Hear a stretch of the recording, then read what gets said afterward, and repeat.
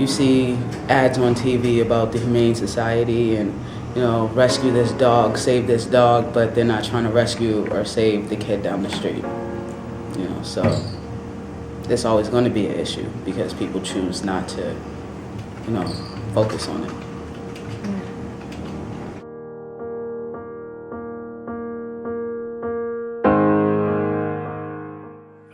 This bill, I think, truly calls attention to the issue and really recognizes that we have to be able to find a way to provide stability in a place for these young people to live. And once they have that sense of stability, then they really, I think, broaden their opportunities to do a lot more. But, you know, again, it's really hard to get to school if you don't know where you're sleeping tonight.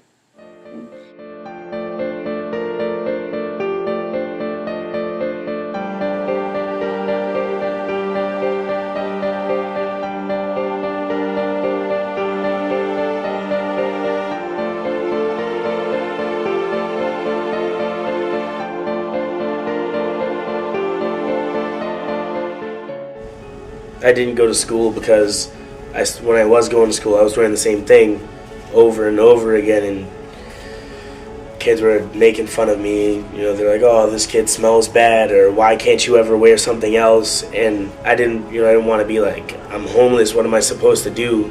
Because it's embarrassing, and like, you don't ever want your friends to know something like that, especially in a crowd like high school. You know, things spread fast.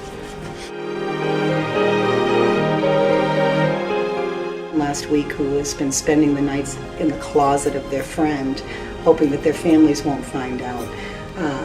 We have people, of course, for their sexual orientation who have been dropped off in other states by their families like unwanted animals that have nowhere to go.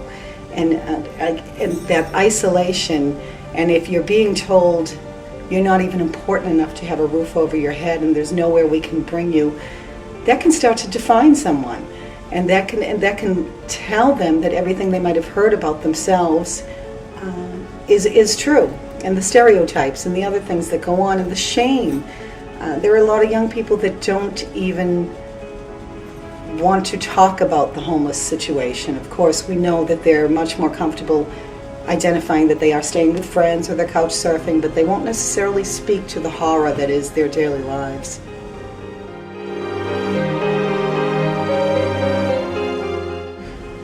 My experience being homeless definitely was the most horrible experience for me.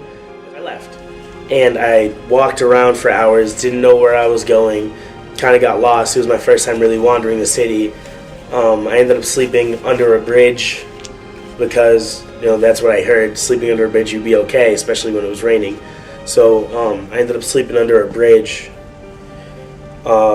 The police came and they pushed everybody out from that area because you're not supposed to be sleeping over there. They said it's loitering, whatever. They told me that if I can't find a place to be, I'm 14 years old and it's past the curfew, that if I can't find a place to be and they find me again, that I'll be arrested.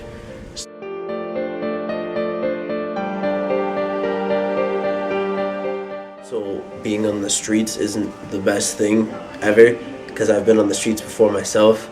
And it's really hard to get by on the streets, so I know at a young age it's not the best thing to do. Harder for young people being so fresh to this world, not understanding what they can and can't do, how to deal with certain situations. They're the entire time while being homeless, they're completely and utterly lost.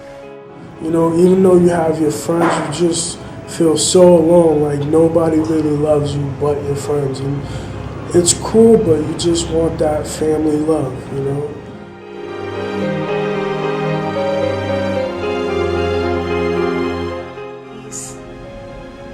The depression takes on a very, very dangerous level when they have no place to go, no safe place to go.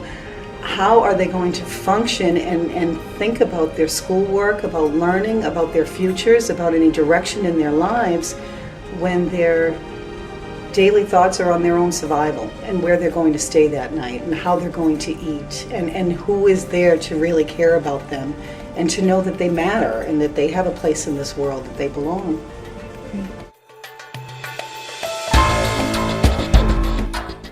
You have to be 18 in order to get into a shelter. You know what I'm saying? Which is horrible because that's setting up the youth to be victims. You know, because in order to survive on the street, you're going to latch on to an older person that's going to take advantage of you. You know, you're going to have to do stuff that you wouldn't even think of in a million years. You know, be it selling drugs or selling yourself or whatever have you. Like you do stuff that you wouldn't want to do, that you wouldn't normally do, you know, in order to survive. So it's a huge issue.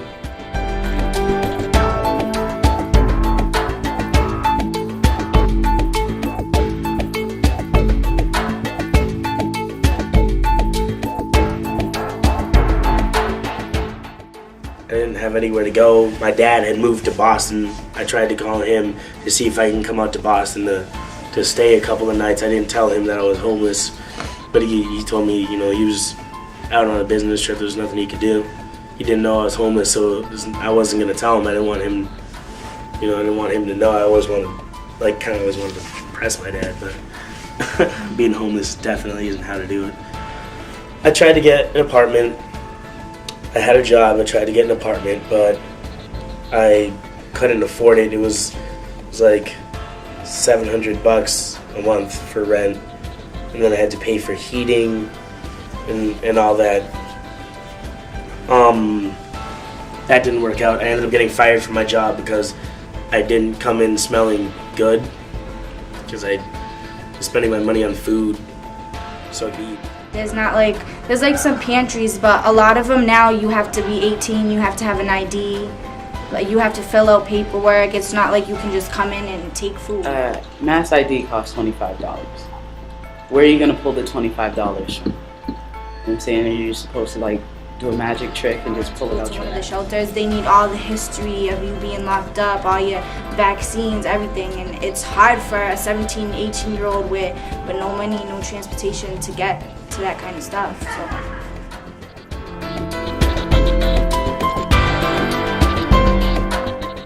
tonight, and you'll go home, you'll take your shower, you'll have a hot meal, and you'll sleep in a warm, comfortable bed. Whereas a homeless kid, they'll leave here later on today, they'll go outside and they'll try to find some place that's lit in order to try to stay up all night to make sure nothing happens, or they're in a park or something worrying about if somebody's going to come and rob them or beat them up, if the police are going to harass them. You know what I'm saying? Just the small, minute things that people don't even realize are huge, you know, the necessities. A blanket, pillows, you know, a mattress. Like, I've taken stuff like that for granted before, because it's like, I just assumed when I was a little kid, like, I'll always have that stuff no matter what. But when you get older, it's, you know, not necessarily the truth. Like, and then when I was like 16, they put me into my first foster home, and I've been in and out ever since. And I've been at this foster home that I've been at since I was about either 17 turning 18 wise, and I'm now getting kicked out of that foster home because I'm like 20 years old, obviously. So I have to find like my own apartment and stuff like that, or live with my friend. It's like a hamster wheel. You know, you're just running and going nowhere. It's set up for you to fail. And if they change some things about it, I guarantee, like because the thing about it is, the majority of the kids on the street aren't dummies.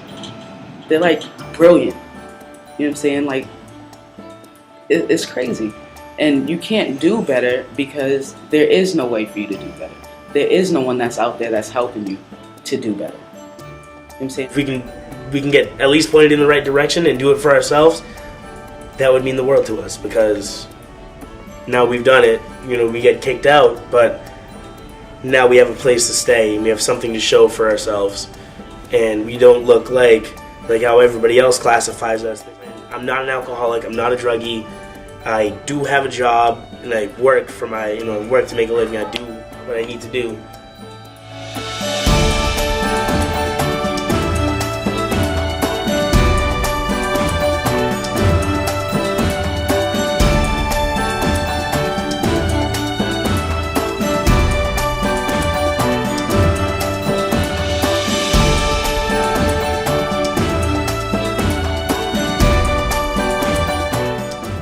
people know that they are safe, that they have people surrounding them that care about their well-being and want to help them, the resiliency in them is amazing. So hopefully in 5 years I'll have a job in something. I want to be an EMT. So I'm hoping I can open my own little shop and mechanic because I love working on cars. I'm actually going to school for it. I thank God where I'm at right now, because I'm safe, I have friends that, are helping me right now, and I have Youth on Fire. I'm going back to school in the fall. I'm going to major in social work. So hopefully, I can get a job here and do what they do for, the next generation of kids that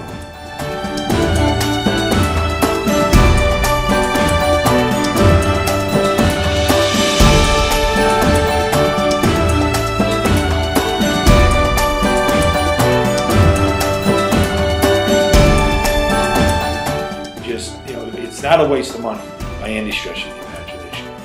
It's really an effort to try to help folks get themselves on their own 2 feet. And think about being 15 and being homeless. I know I couldn't survive on the streets by myself at age 15.